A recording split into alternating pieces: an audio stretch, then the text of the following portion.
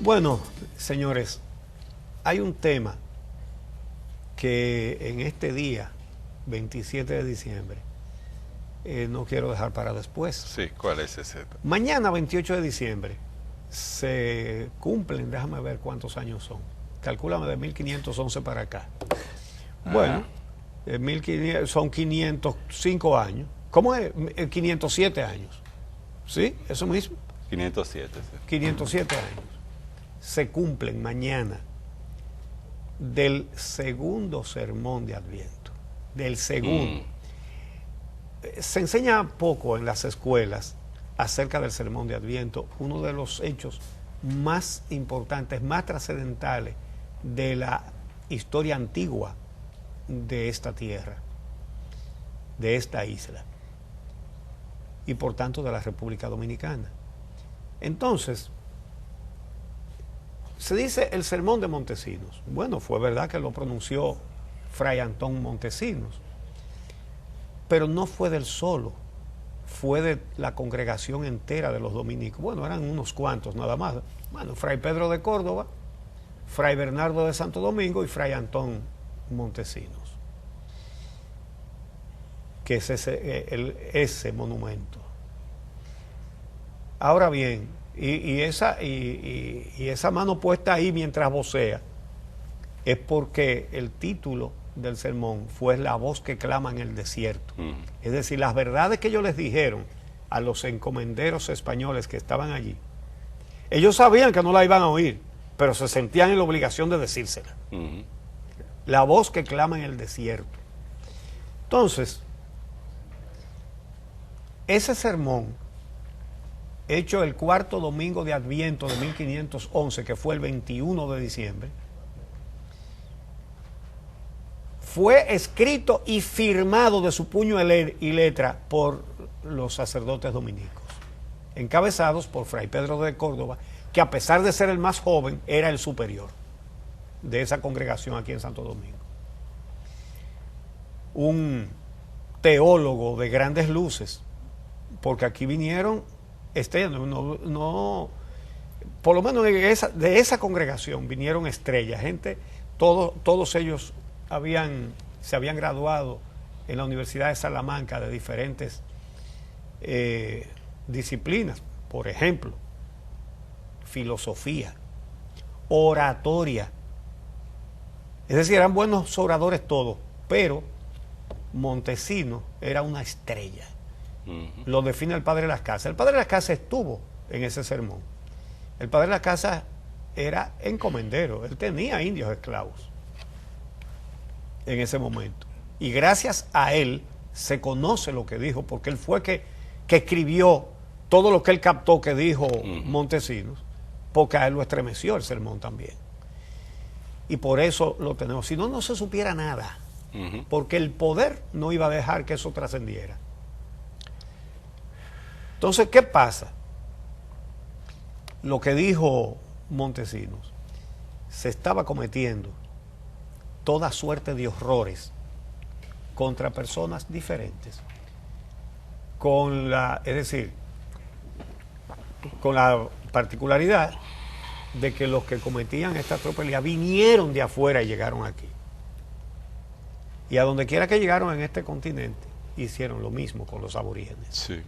Aquí más grave quizás por el exterminio que supuso la llegada de los españoles y la explotación de los indígenas para la búsqueda de oro, ¿no? Ya que lo mencionas, todos sabemos que aquí no quedó un solo aborigen, pero lo que no se enseña mucho es que tampoco quedó uno solo en el Caribe entero, en las islas caribeñas.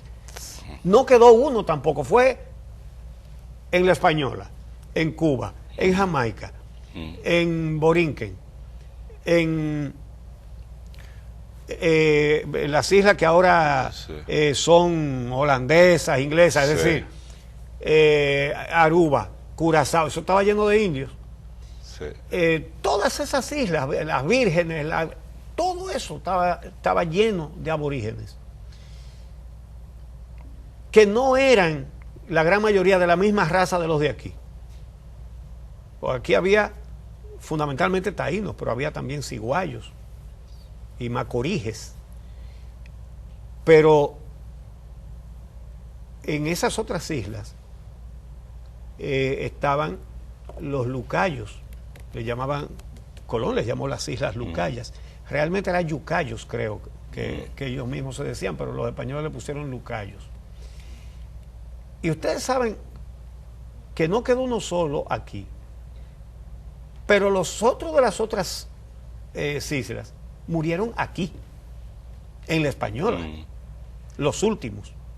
De hecho, en la historia de las Indias del padre de las Casas, él relata una conversación con los últimos 11 que quedaron, con los que habló aquí, pero ninguno era de aquí, porque ya los de aquí habían desaparecido completamente. Los últimos 11 del Caribe, entre ellos un anciano, y él relataba lo que conversaba con el anciano. Entonces, atreverse estos sacerdotes, estos son santos, los declaren o no, los canonicen o no, son santos. Estos sacerdotes asumieron la defensa de esos indios con este sermón de Adviento. ¿Y saben ustedes qué? Fue la primera declaración pública de defensa de los derechos humanos en la historia de la humanidad, y eso sucedió aquí, en Santo Domingo, en esta ciudad. La primera defensa pública de los derechos humanos en la historia de la humanidad. ¿Le hemos dado nosotros importancia a eso? Ninguna. Ninguna. Este es un país que vive del turismo. Por un interés material, nada más por turismo, deberíamos tener un monumento mucho más grande, una plaza mucho más grande y una entidad dedicada al estudio de los derechos humanos. Pero hasta el monumento de Montesinos está descuidado ahí, a pesar de que se ha dicho insistentemente de que se va a acondicionar. Eso no ha habido manera. Entonces, Javier, quiero resaltar entonces el sermón del 28, porque el que se conoce es el del 21 de diciembre de 1511. Sí. Pero el del 28, 7 días después, tiene una connotación más especial todavía. ¿Por qué? Porque el domingo 21, mientras él pronunciaba todo esto, decía, todos estáis en pecado mortal por la crueldad y tiranía que usáis con estas inocentes gentes. Y dice, decid, ¿con qué derecho y con qué justicia tenéis en tan cruel y horrible servidumbre a estos indios? ¿Con qué autoridad habéis hecho tan detestables guerras a estas gentes que estaban en sus tierras mansas y pacíficas, donde tan infinitas de ellas, con muertes y estragos nunca oídos, habéis consumido? ¿Cómo los tenéis tan opresos y fatigados, sin darles de comer ni curarlos de sus enfermedades, que de los excesivos trabajos que les dais incurren y se os mueren? Y por mejor decir, los matáis por sacar y adquirir oro cada día. Y ahí dice, es que estos no son hombres, no tienen ánimas racionales. Ustedes no se sienten obligados a amarlos como a ustedes mismos, porque todos decían ser muy cristianos, pero cogiendo lo que les convenía de la doctrina cristiana, lo de amar al prójimo como a sí mismo. Y todavía hoy ese problema lo tienen muchos pseudo-cristianos todavía hoy, y pseudo-nacionalistas también. Pero ¿y Dios no habló claro? Amarlos como a ustedes mismos. El Papa este domingo, antes de ayer, en la misa de Navidad, dijo, no le teman a las diferencias. La diferencia no es un peligro. Que no vean peligro en la diferencia. Que todos somos hermanos, Dios es el Padre y todos somos hermanos.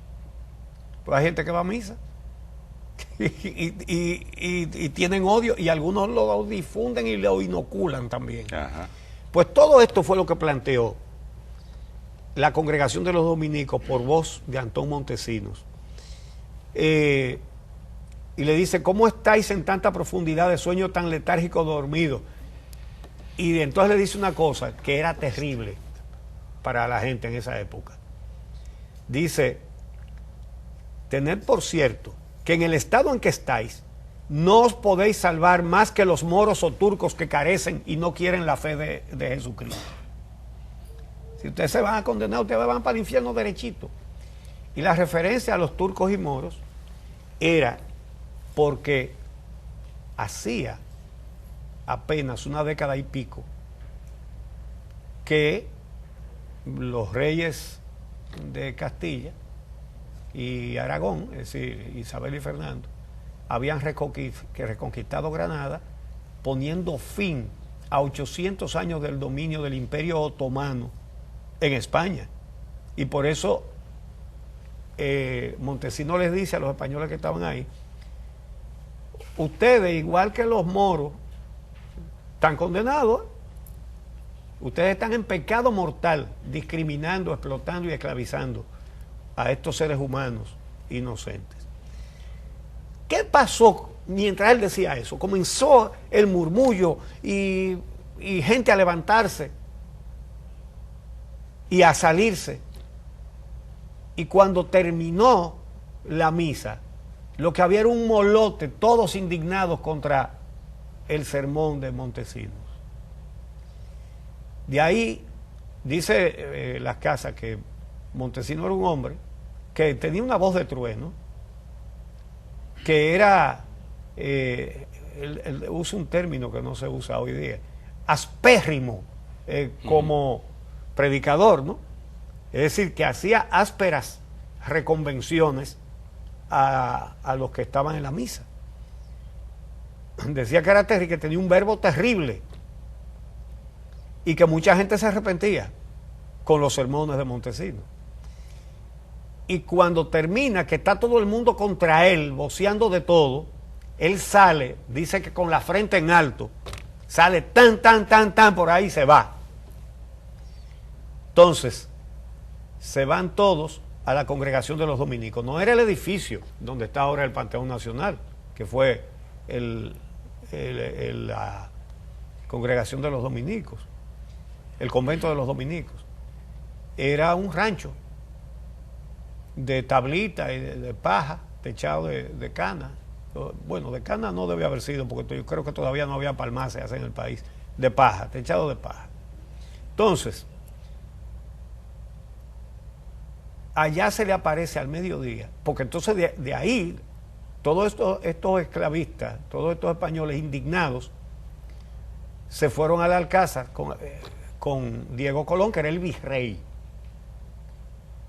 Y el virrey Diego Colón, el hijo de Cristóbal, con todo el poder, con todos los altos funcionarios y comandantes y militares y los terratenientes, con todos, fue al convento de los dominicos, a ese rancho, cayéndose.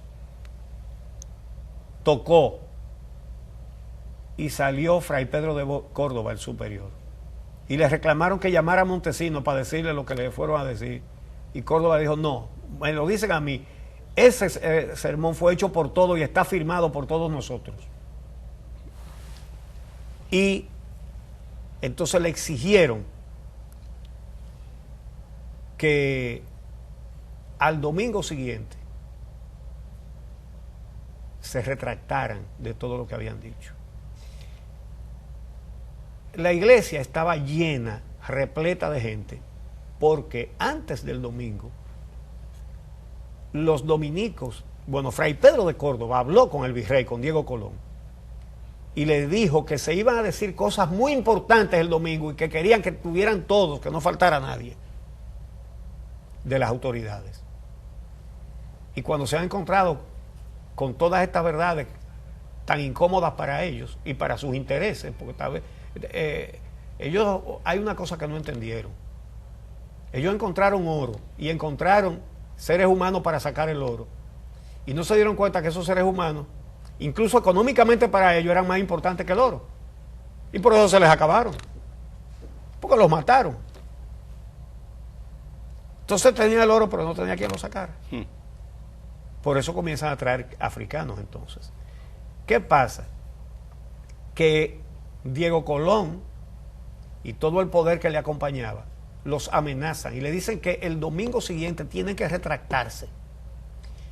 Imagínense ustedes el poder que tenía un virrey en esta islita del otro lado del mundo conocido por ellos. Un virrey, eso era casi Dios en poder. ¿Qué no podía hacer un virrey en esta islita? Y ese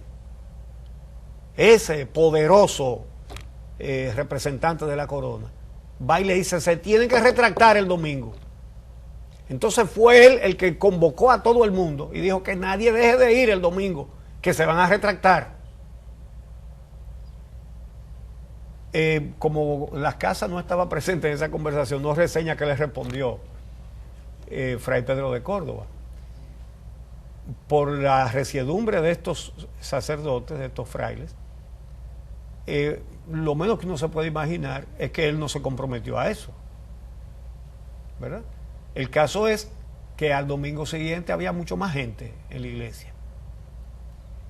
Y sube Montesino otra vez, mandó al mismo Montesino. Y les repitió punto por punto todo esto. Y fue reiterativo, señalándole: ustedes están en pecado mortal y es al infierno que van. Bueno, desafió al virrey.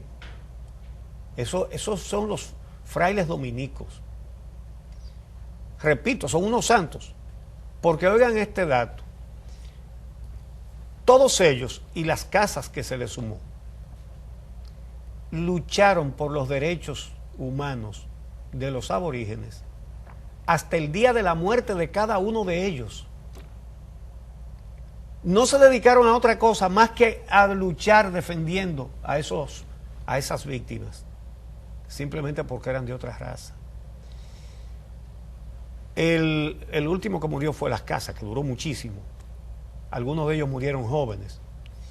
Y uno de ellos, el mismo Montesinos, fue mártir.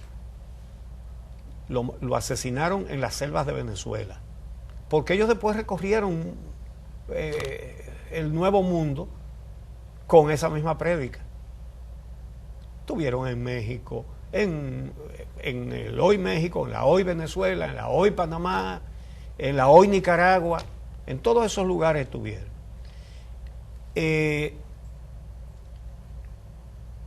el caso de Montesinos, nunca se supo cómo murió, pero mucho tiempo después encontraron su tumba con una lápida que decía: Fray Antón Montesinos, mártir.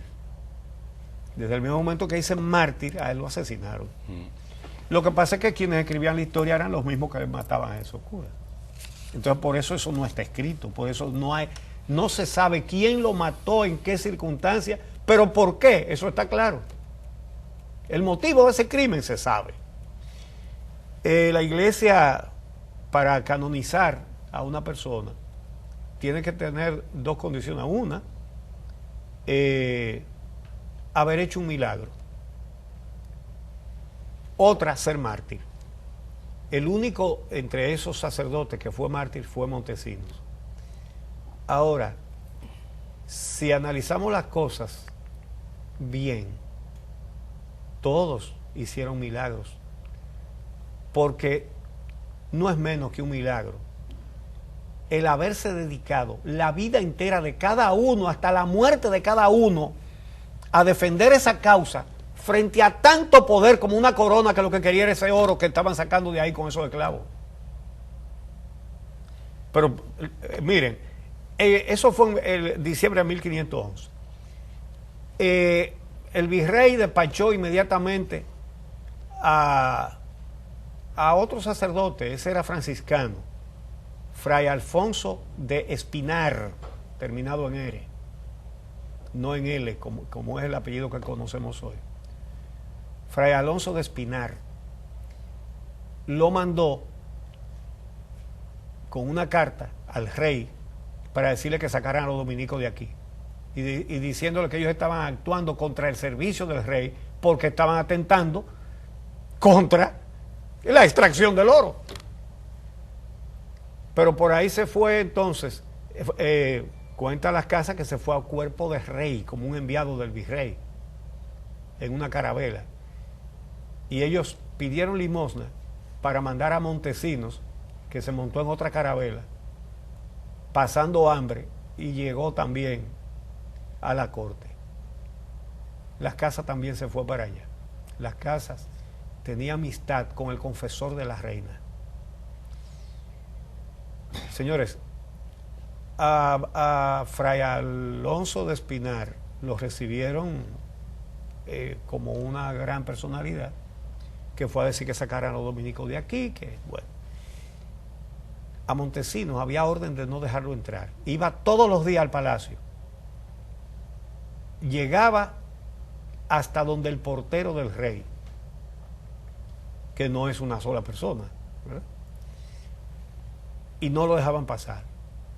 Hasta que un día aprovechó un pequeño descuido y se metió él y fue a la cámara, al trono, y le recriminó al rey Fernando. Le dijo, mire, allá se está haciendo esto, y le contó cómo los mataban, cómo les cogían sus mujeres, sus hijas, sus hijos, bueno, cómo los mataban, a veces en masa.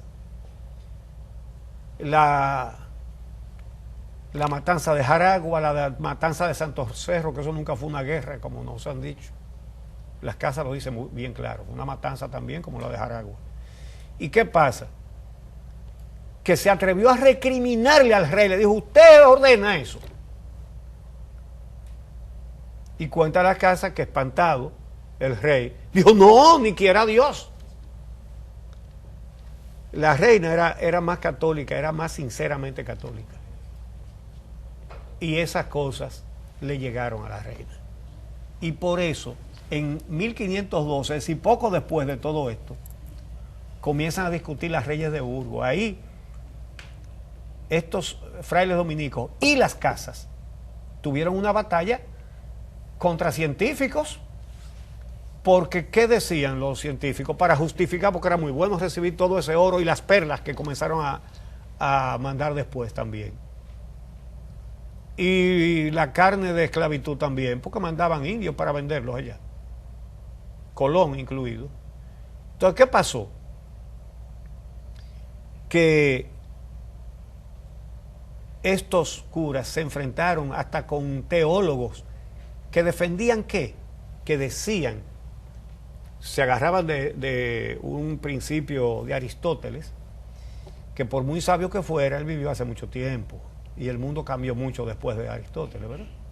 Aristóteles sostenía que unos nacían para ser dueños y otros nacían para ser esclavos. Y con esa, agarrándose de Aristóteles, pero se vieron de frente con Las Casas, que era un hombre de mucha preparación. Lograron las leyes de Burgos en 1512. En 1526 las ordenanzas de Granada, porque seguían, daban las órdenes, se hacían las leyes, pero seguían. En 1541 las discusiones en la Junta de Valladolid. En 1542 las nuevas leyes. Todo eso eran reformas que le iban haciendo para mejorar las leyes de Burgos. En 1551 Las Casas tuvo una batalla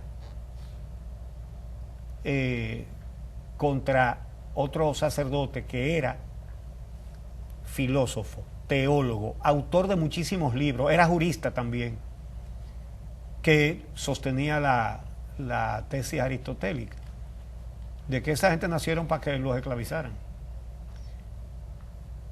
Y nunca se dio un ganador. Eso, el árbitro era un cardenal que mandó el Papa, pero recuerden, el Papa era español y en llave de los Reyes Católicos, Alejandro VI, cuyo nombre original era Rodrigo Borja, apellido que italianizó a Borgia cuando se fue de canciller, cuando fue nombrado canciller, que es el segundo cargo después del Papa, hasta que llegó a Papa y se puso Alejandro VI, pero ese era Rodrigo Borja, después Rodrigo Borgia. Era en llave de los Reyes Católicos y les resolvió muchísimos problemas a los reyes también. Entonces, ¿qué pasa? Que en esa controversia de Valladolid, aunque no se declaró un ganador, realmente se impusieron las tesis de las casas, quien luchó la vida entera como los demás dominicos. Pero no solamente eso, escribió todas esas obras, que son lo único que nos permite conocer a los seres humanos de hoy, lo que pasó aquí. ¿Y saben ustedes cuánto duró la historia de las Indias para publicarse? Él escribió y no la pudo publicar. Después de su muerte, 315 años después, todo eso lo tuvieron tapado. La historia de las Indias se publicó 315 años después que se murió Las Casas. Porque tanto la corona como sectores de la iglesia prefirieron que eso se mantuviera en secreto, todas las verdades que había ahí en defensa de esos seres humanos. Señores, y díganme si no es un milagro el hecho de que 315 años después de la muerte del autor, la historia de las Indias se haya publicado y ahora la conozca todo el que la quiere conocer. Esto es para estudiarse. Esto es para que aquí pensemos en un gran centro de derechos humanos. Porque tenemos muchas primacías. La primera catedral, que nos enorgullece. La primera fortaleza, la primera calle, el primer acueducto, el primer hospital, la primera universidad, el primero todo tenemos aquí en América. Pero la primacía más grande que tenemos es la única que no es de piedra. La primera defensa pública de los derechos humanos en la historia de la humanidad. Eso debe ser se debe hacer un centro para el estudio de los derechos humanos en el continente, en el Nuevo Mundo, para dilucidar todo eso. Ya sabemos que hay enemigos de los derechos humanos. ¿Quién puede ser enemigo de la defensa de los derechos humanos? Solamente el que tiene un régimen o pretende establecer un régimen totalitario. Pues aquí deberíamos hacer un centro de estudio de los derechos humanos, en recordación del sermón de Adviento, de los dos, del cuarto domingo 21 de diciembre y el segundo, que fue la desafiante respuesta de los dominicos, la respuesta de verdad frente al poder de la corona representado por el virrey, que tiene más valentía el segundo que el primero, aunque dijo lo mismo. Eso es lo que se conmemora mañana. 507 años de eso. Y tenemos el orgullo, los dominicanos, de que fue en nuestra tierra. Deberíamos proclamarlo con más fuerza. Finalmente, he hecho una sugerencia, una simple sugerencia, a la Conferencia del Episcopado Dominicano, se la hice por escrito. La Conferencia del Episcopado emite 2 documentos al año, en meses consecutivos, el de enero, que es de contenido teológico por el Día de la Altagracia, y el de febrero, que es por el Día de la Independencia, que es un balance del estado de la nación, que son pronunciamientos de gran responsabilidad año por año, a partir de la carta pastoral del 60, que estremeció al dictador, que estremeció a la dictadura, y por eso desató una persecución implacable, metiéndole en las iglesias, por ejemplo, como en la iglesia de Moca, contra Monseñor Panal, metiendo prostitutas y paleros a desbaratar las misas. Porque eso pasó en este país, los jóvenes quizás no lo sepan, los viejos sí lo sabemos todito. Por eso, entonces, realmente lo que sugerimos es que aparte de esos 2 pronunciamientos responsables que hace la Iglesia a través de la Conferencia del Episcopado cada año, agregue uno en diciembre para informar y opinar y orientar acerca del estado de los derechos humanos en la República Dominicana. A San Pablo se le atribuye la frase de que la iglesia debe llorar con los que lloran. Y esa frase está en una valiente carta que le envió el episcopado en 1960 a Trujillo para informarle lo que habían dicho en la carta pastoral, donde clamaban por el respeto a la vida y por los presos políticos, en otro acto de valentía enorme. Y no solamente hicieron esa carta pastoral, sino que le hicieron una carta a Trujillo diciéndole por qué lo habían dicho. Y una de las cosas que decía, inolvidable, es que ellos estaban haciendo lo que San Pedro: llorar con los que lloran. Y esa es la verdadera iglesia. Ojalá que consideren esta sugerencia de hacer un pronunciamiento cada diciembre. Algunos dirán, bueno, pero entonces 3 meses consecutivos, sí. ¿Y qué? La voz de la iglesia siempre suena fuerte. Siempre llama la atención. Y siempre influye, sobre todo, siempre influye. Creo que eso es algo que los dominicanos debemos rescatar. Y hay una parte que es una honra para la iglesia que le corresponde a ella. Que no mueran nunca en nuestra conciencia las palabras del Sermón de Adviento, de Montesinos, de Fray Pedro de Córdoba y de Fray Bernardo de Santo Domingo. Que no mueran nunca, y mucho menos en la iglesia.